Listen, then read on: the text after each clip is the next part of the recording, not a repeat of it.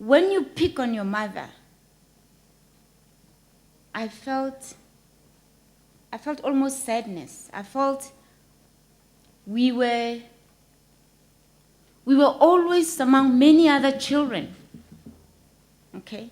And Mama will always just give us food. You know, it was like the Masilela kids could not have that cuddly thing just by themselves in a corner because Mommy was everybody's mother.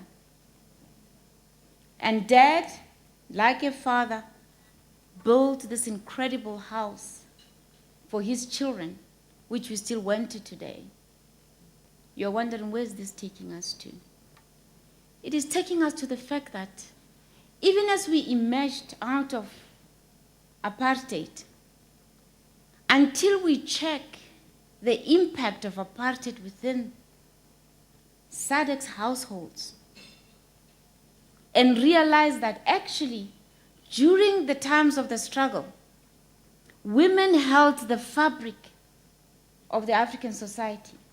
And to check what happens to them as we emerge into the new, we run the risk of letting the very core of the fabric of our society to falter. And this, ladies and gentlemen, I don't say as an emotional thing. I say because statistically it is true. Most of you, like it's written in the book, if you just look at how your mothers, in spite of everything, while your dad is building the big things that fathers should do, somebody held you together. It's the mother. But in today's society, when we think about us being businesswomen, trying to grapple into the world that our men are, it becomes slightly confusing. But before it confuses you further, I would like you to take a pause a bit and agree with me that the key issue is to check what happens to our roles in terms of anchoring the society.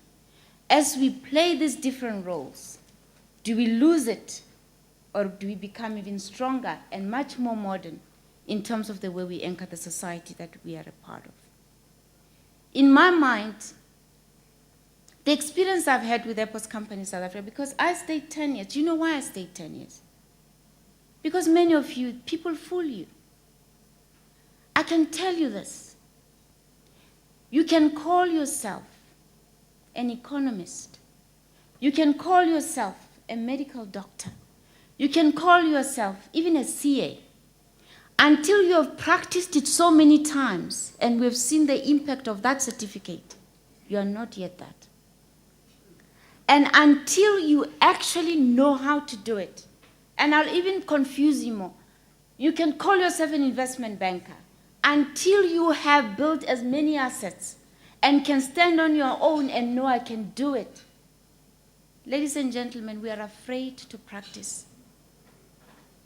I had great mentors around me who said, you enter that door when the world is against you. Because many of you will remember when I was appointed, there was quite an uproar. But you know how many, they were not in the media. How many people wrote to me? How many people phoned me to say, you know, my child, if you don't stick it out, no one like you would ever go into aviation. Stick it out until you know how. I knew I couldn't quit before 10 years. You know, 10 years on, 10 years on, I can stand here and tell you what it takes to build a business. And I can stand here today and tell you why I encourage every young person to say, if you think the end game is the 25 billion rand that you can own, the surprising thing in life is that one might own it through BEE. The very BEE might hire you, my child, and you can end up with 25 billion because you've got experience. You know, there is no, where we all end, we can end in the same space. It's about how you end and how fulfilled you are. And I want to ask us as black people, have pride to know to do something. Doesn't it bother you that with all the titles, you cannot put a pit latrine toilet in a house in Soweto? Because all of you like having the big titles. No one anymore likes to do the work. And I stand here tonight to say, to take the slot of 5 to 10 years. There's a sister of mine here who told me she's enjoying her Nedbank role she's doing for 10 years. And she knew I was going to smile. Ladies and gentlemen, for those of you who read a lot, there's a guy who wrote a book, The Outliers. And he refers to 10,000 hours that generate a genius. He gives examples, and I'll give you 2. The first example is about a young man whose father worked on a computer mainframe in the past. At night, when they have to go and repair the system, the father takes him with. Kids are kids, they absorb everything. The father just takes him along, and probably the mother was saying, take him along, I've got to cook, I've got to clean, I've got to this. So dad takes him with him. A few years later, he goes into college, he drops out. And years later, what has he created? One of the smartest IT companies in the world. Can you guess who it is? Yeah. And he tells another story of a young genius. What is this? Ice hockey. I dare you to read a book if you're a parent, The Outliers. He visits the brother of the champ because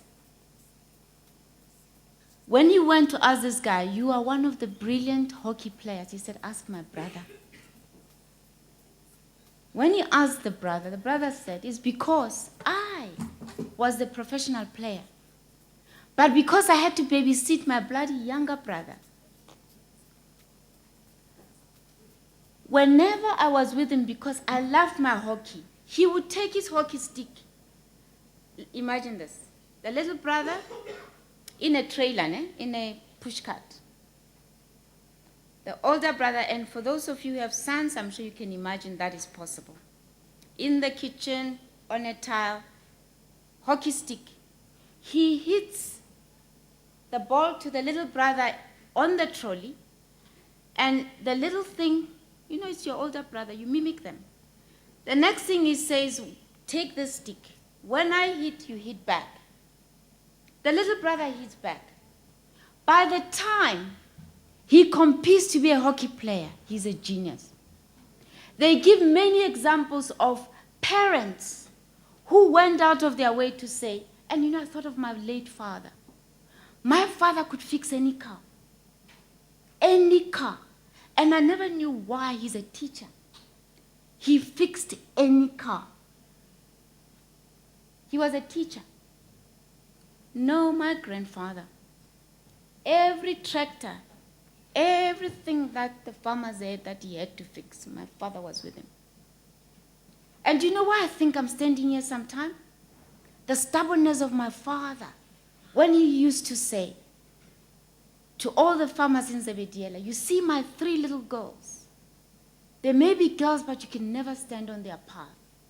Because I know they were going to get better and better and bigger. That was my late father. I sometimes think I stand here because my father, from an early age, and I'm proud of him, by the way, his book of rhymes is republished. He died when I was 11 years old. My father used to practice his rhymes with us at night. He used to teach us, the clock plastic. And I was so little. I hated school, like most children.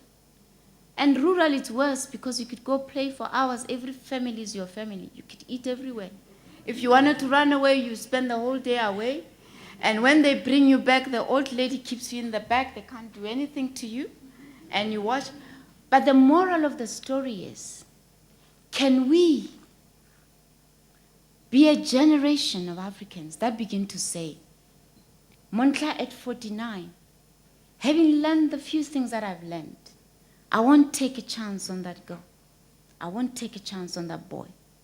When he thinks that because he has just graduated, he's going to do all these things. I don't know how many times you've seen it. When you interview them for a job, and you know the kid is not going to do this, because he believes that he should be. In fact, I had one who said to me, you see, ma'am, I was interviewing for an FD, and I could see this one is young. He said, you see, ma'am, if I get this job, the sad thing is that in my last job, you see, I was ready to take over as CEO, and the CEO is sitting there, and I said to him, so you are telling me if I hire you today, I must resign tomorrow. And then he went like, yes. The point being, we have never told our children that it is so attractive to take the long route. We have never told our children, we have never even told our partners that, you know what, the house you want, the car you want, we've got to earn it, darling. We think everything today is shortcut. And why? We don't stand up all tall, believing that this is my time. That this is my time to build a country, a life that I dream of. Because you and me cannot show that we took the long route.